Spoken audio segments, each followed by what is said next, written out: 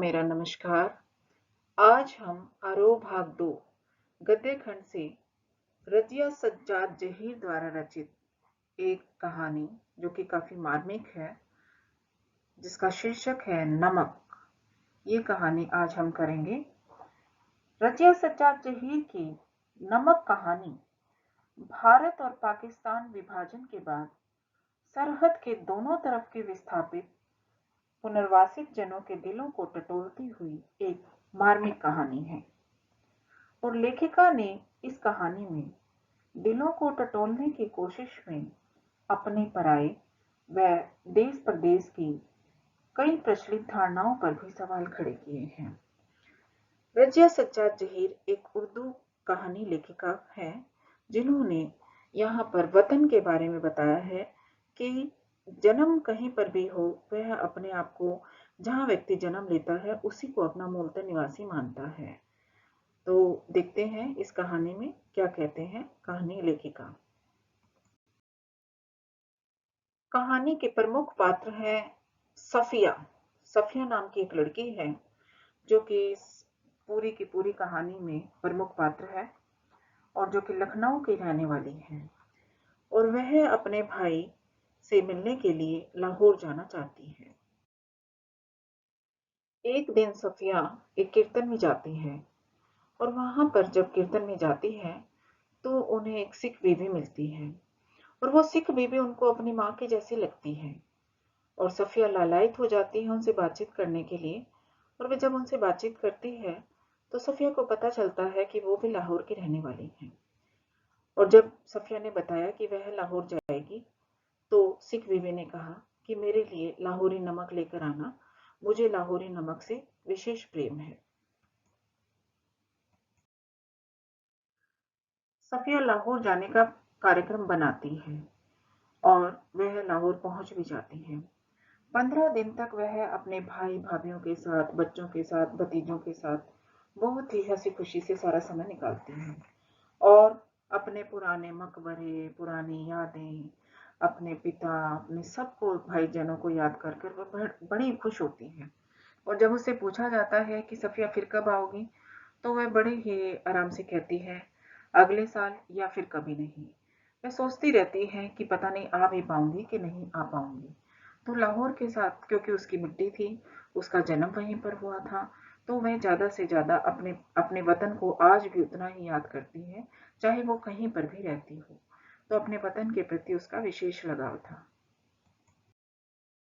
भारत आने से पहले एक रात जब वह सोचती है कि कल उसे भारत जाना है तो वह सारी रात लाहौर से जुड़ी हुई यादों को याद करती रहती है और वहां पर जितने भी मकबरे हैं, इमारतें हैं और उसके परिवार के सभी लोग हैं उनको याद करती है और सोचती रहती है कि पता नहीं मैं यहाँ पर फिर दोबारा आ भी पाऊंगी या नहीं आ पाऊंगी। लेकिन उसको अपने वतन से बहुत अधिक प्रेम था।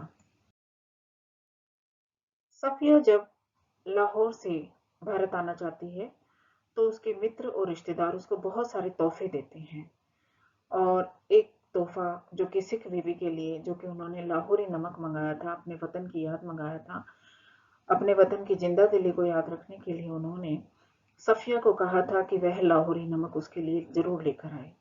तो वह लाहौरी नमक भी सेब भर उसको लाहौरी नमक भी दिया जाता है ताकि वह सिख बीबी को दे सके। सफिया सिख बीबी के लिए नमक ले जाना चाहती थी। वह किसी भी हाल में लाहौरी नमक ले जाना चाहती थी, परंतु समस्या यह थी कि सरहद के इस पार से सरहद के उस पार तक नमक ले जाना एक गैर कानूनी कार्य है। परंतु वह तो सिख बीबी की इच्छा पूरी करनी चाहती थी, तो किसी भी हाल में वह नमक लखनऊ ले जाना चाहती थी। इस विषय पर उसने अपना एक भाई जो कि पुलिस में एक अफसर है, उसने उससे सलाह की कि क्या वह नमक लेकर जा सकती है। तो पुलिस में जो उनका भाई था उन्होंने उसको मना कर दिया और कहा कि ये गैर कानूनी है और इस अगर तुम ये कार्य करोगे तो तुम्हें अनेक परेशानियां झेलनी पड़ेंगी और तुम ये कार्य मत करना, ये ठीक नहीं है, किसी प्रकार का नमक मत लेकर जाना। सफिया सिख बीबी के लिए हर हाल में लाहौरी नमक ले जाना चाहती थी और सफिया अपने भाई की भी बात नहीं मानती और किन्नों की टोकरी में नमक की पुड़िया को छिपाकर चल पड़ती है। परंतु जब कस्टम पर उसका सामान जांच के लिए बाहर निकाला जाता है तो वह सोचने लगती है कि अब क्या करे। तो वह जो नमक की पुड़िया है वो अपने पर्स में डाल लेती है और सोचती है कि यहाँ से ऐसे ही चले जाएंगे। और जब वो सामान उसका चेक भी हो जाता है तो उसके बाद वह सोचती है कि वह चोरी से नमक नहीं लेकर जाएगी, वह बताकर लेकर जाएगी। सफिया अपना सामान चेक करवाती है और वह चाहती है कि उसको वह झूठ ना बोले, वह चोरी से लाहौरी नमक ना लेकर जाए। और वह किसी भी हाल में लाहौरी नमक तो सिख बीबी को देना चाहती है, परंतु वह झूठ भी नहीं बोलना चाहती। तो उसने सोचा क्यों न मैं कस्टम अधिकारी से ही बात कर लूं और कस्टम अधिकारी को सारी बात बता दूं। तो वह कस्टम अधिकारी से बात करना शुरू कर देती है। कस्टम अधिकारी, जो कि दिल्ली का रहने वाला ही था और दिल्ली को ही अपना वतन मानता था, तो सफिया ने कस्टम अधिकारी को सारी बात बता दी। और जब कस्टम अधिकारी ने सारी बात सुनी तो उसकी बात सुनकर वो कहते हैं कि वो मान गई, उनकी बात मान गई कि ठीक है तुम नमक ले जाओ। और ये कहते हैं कि मोहब्बत तो कस्टम से इस तरह गुजर जाती है कि कानून हैरान रह जाता है और उसको चुपचाप नमक ले जाने की अनुमति दे देती हैं। और इसके साथ ही यह भी बताते हैं कि वह दिल्ली का रहने वाला है और दिल्ली उनका वतन है। और उस अधिकारी ने कहा, जामा मस्जिद की सीढ़ियों को मेरा सलाम कहिएगा और उन खातून को यह नमक देते वक्त मेरी तरफ से कहिएगा कि लाहौर अभी तक उनका वतन है और दिल्ली मेरा। तो बाकी सब रफ्ता रफ्ता ठीक हो जाएगा। और वो कहते हैं कि तुम ले जाओ ये नमक और उनको मेरा सलाम कहना। और जो जामा मस्जिद है वो अपना वतन मानते हैं तो उनकी सीढ़ियों को वो सलाम कहते हैं और ये भी कहते हैं कि वो हमेशा अपने अपने वतनों से जुड़े रहेंगे। जो सिख बीबी है वो लाहौर से जुड़ी रहेगी और वे दिल्ली के रहने वाले हैं तो दिल्ली अपने वतन से जुड़े रहेंगे। चाहे वो कहीं पर भी रहें लेकिन अपने वतन के प्रति प्रेम उनका हमेशा हमेशा रहेगा।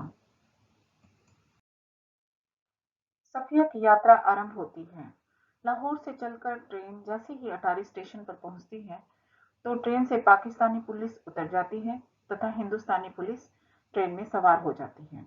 पाकिस्तानी पुलिस के ट्रेन से उतरते और हिंदुस्तानी पुलिस से के उसके सवार होने के अतिरिक्त उसे किसी प्रकार का यह एहसास नहीं होता कि पाकिस्तान की सीमा समाप्त हो गई है और हिंदुस्तान की सीमा आरंभ हो गई है। क्योंकि ट्रेन में जो लोग अब भी बैठे थे, उतर रहे थे या सवार हो रहे थे, उनकी भाषा, वेशभूषा और अंदाज सब कुछ एक जैसा था। कोई अंतर उसमें नजर नहीं आ रहा था कि उनका वतन अलग अलग है। सफिया जब भारत पहुंचती है तो अमृतसर में जो जब पुनः भारतीय कस्टम अधिकारी से उसकी बातचीत होती है, उसका सामान जांचने लगते हैं जब कस्टम अधिकारी, तो उसकी मुलाकात एक नौजवान जो कस्टम अधिकारी था जिसका नाम सुनील दास गुप्त था उससे होती है। और सुनील दास गुप्त जी अपना वतन ढाका बताते हैं जो कि बांग्लादेश की राजधानी है। और वह कहते हैं कि ढाका उनका अपना वतन है। जब सफिया ने कहा कि वह तो लाहौरी नमक लेकर आई है और सिख बीबी को यह उसने देना है, तो सुनील दास गुप्त एक बार तो थोड़े हैरान हुए, लेकिन फिर उन्होंने कहा ठीक है। उनको बैठाया और उनको बड़ी ही आत्मीयता के साथ चाय पिलाई और उनसे अपने वतन के बारे में भी बातचीत की। और उन्होंने बताया कि ढाका से हिंदुस्तान आने की अपनी कहानी भी बताई कि कैसे वह ढाका से हिंदुस्तान आ गई हैं। और बताते बताते ये भी कहते हैं, वैसे तो डाब डाब मतलब कच्चा नारियल कलकत्ता में भी होता है, जैसे नमक यहाँ पर भी होता है, पर हमारे यहाँ ढाब की जो बात है वो अलग ही है। हमारी जमीन, हमारे पानी का मजा ही कुछ और है। तो सुनील दास गुप्त ढाका का अपने वतन को याद करते हैं कि और याद करते हैं कि जैसे नमक तो यहाँ हिंदुस्तान में भी है, लेकिन लाहौरी नमक जो सिख बीबी ने मंगाया है उसका अपना ही एक अलग मजा है, उसको अपने वतन की याद आती है। तो इसी तरीके से वो कहते हैं कि हमें अपने देश की, अपने वतन की, ढाका की भी याद आती है। तो वह नमक की पुड़िया जो सफिया लेकर आई थी वह सफिया के बैग में ही डाल देते हैं और उसको ले जाने की अनुमति दे देते हैं कि तुम ये नमक की पुड़िया ले जाओ, क्योंकि तुम ये एक तरीके से किसी के लिए सौगात लेकर जा रही हो। सुनील दास गुप्त ने सफिया के बैग में नमक की पुड़िया डाल दी और आगे आगे चलने लगी और सफिया पीछे पीछे चल रही थी। और मन ही मन सोचने लगी कि किसका वतन कहाँ है, वह जो कस्टम के इस तरफ या कस्टम के उस तरफ, क्योंकि दोनों ही वतन के जो लोग हैं वह अपने वतन के प्रति अत्यधिक प्रेम लगाव से भरे हुए हैं और अपने वतन की मिट्टी और खुशबू को पाना चाहते हैं और किसी ना किसी तरीके से वह अपने वतन को, अपनी मिट्टी को याद रखते हैं और अपने संदेशे पहुंचाते हैं। तो वह ये सोच रही थी कि ये वतन किसका कहाँ पर है। तो ये पाठ था हमारा रजिया सज्जाद जहीर द्वारा रचित नमक, जिसका शीर्षक था नमक, जो कि बहुत ही एक अच्छी कहानी है। नमक नमक का विषय लेकर ये धार्मिक भावनाओं के ऊपर भी बताया गया है कि किस तरीके से व्यक्ति कहीं पर भी रहे लेकिन अपने वतन से, अपनी मिट्टी से जुड़ा रहता है। तो आपने ये कहानी सुनी, देखी, इसके लिए आपका धन्यवाद। आप इसी तरीके से हमारी कहानियाँ, हमारे पाठ संस्मरण देखते रहें, सुनते रहें और हिंदी साहित्य से जुड़ी हुई जानकारियाँ प्राप्त करते रहें। लाइक, शेयर, सब्सक्राइब करते रहें और मेरा एक संदेश, स्वस्थ रहें, सुरक्षित रहें और शिक्षित बने। धन्यवाद।